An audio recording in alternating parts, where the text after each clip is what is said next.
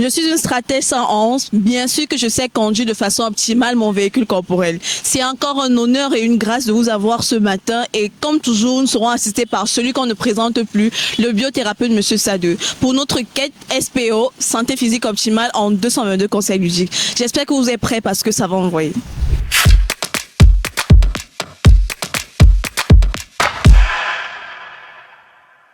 Bonjour Monsieur Sadeu. Bonjour Madame Atendale. Je vous espère en forme ce matin. Pas de motif de plainte en tout cas. Je continue de parcourir SPO, santé physique optimale en 222 conseils ludiques. Et je tombe sur des éléments qui me troublent un peu. Ok. Donc, je vais commencer. Que se passerait-il si vous deviez conduire un véhicule sans permis B?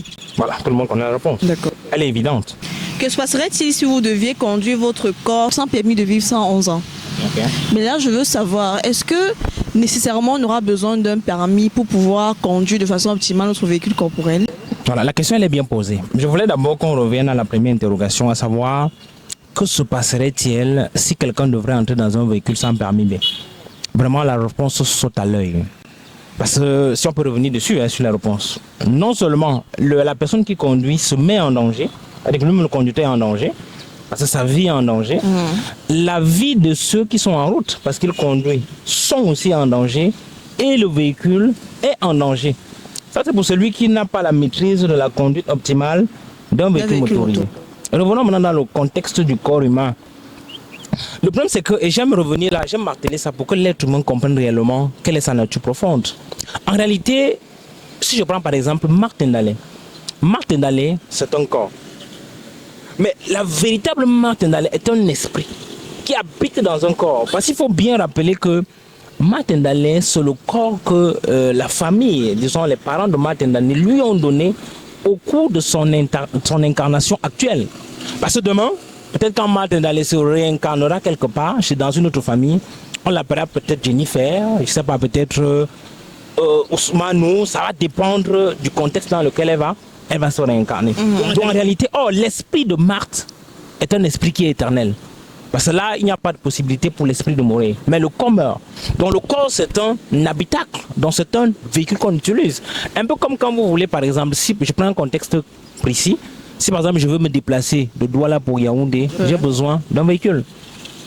Si je dois vivre, je ne sais pas, 60 ans, c'est un exemple qui me vient à la tête, 60 ans sur la terre, j'ai besoin d'un corps physique. Je suis un esprit qui doit venir habiter dans un corps. Maintenant, la longévité de ce corps physique-là que j'emprunte pour mon séjour sur la Terre dépend aussi de la maîtrise de son utilisation. Si je ne sais pas m'en servir, un peu comme dans le cadre d'un véhicule motorisé, je vais jouer avec et ça va vite se gâter. Un peu comme si vous donnez, je ne sais pas, un téléphone à un enfant d'1 an. Pensez-vous vraiment que ce téléphone-là va faire 1 an? Non, c'est pas possible. C'est pas possible. Parce qu'il n'a pas tout simplement la maîtrise de l'utilisation de cet outil-là. Donnez ça à un enfant de 16 ans qui connaît le côté précieux de cet outil-là. Vous voyez qu'il pourra rester avec 5 ans, voire même 6 ans. Parce qu'il va prendre soin de ce téléphone, il sait quand il faut charger, ainsi de suite.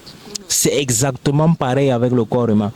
Donc, la personne qui prend conscience qu'il est un esprit qui habite dans un corps, et le corps là est un véhicule qu'il utilise pour son séjour terrestre, et qu'il prend conscience aussi par ailleurs qu'il doit bien prendre soin de ce véhicule-là, forcément, son séjour sur la Terre sera le plus long possible. C'est pour ça qu'il faut apprendre à conduire de façon optimale le véhicule corporel. Parce que quand vous avez la maîtrise de cette technologie-là, forcément, vous n'avez pas d'autre choix que de vivre le plus longtemps possible. Parce que vous savez ce qu'il faut et ce qu'il ne faut pas. Et donc, par conséquent, ce véhicule-là, vous allez séjourner le plus longtemps possible avec sur la Terre. Mais on se rend compte que les gens prennent vraiment attention à leur hygiène de vie, mais pourquoi ils tombent toujours malades? Bon, la vérité, c'est que dans le cas pratique, parce qu'il faut revenir sur quelque chose qui est assez clair, c'est que la maladie n'est pas le résultat du hasard.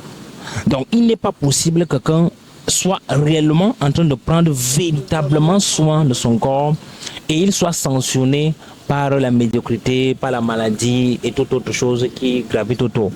Parce que quand le véhicule, parce qu'il y a certaines disciplines que le corps a besoin. Un peu comme vous avez le véhicule. J'aime toujours prendre cette analogie avec le véhicule motorisé pour que les gens voient bien de quoi il s'agit.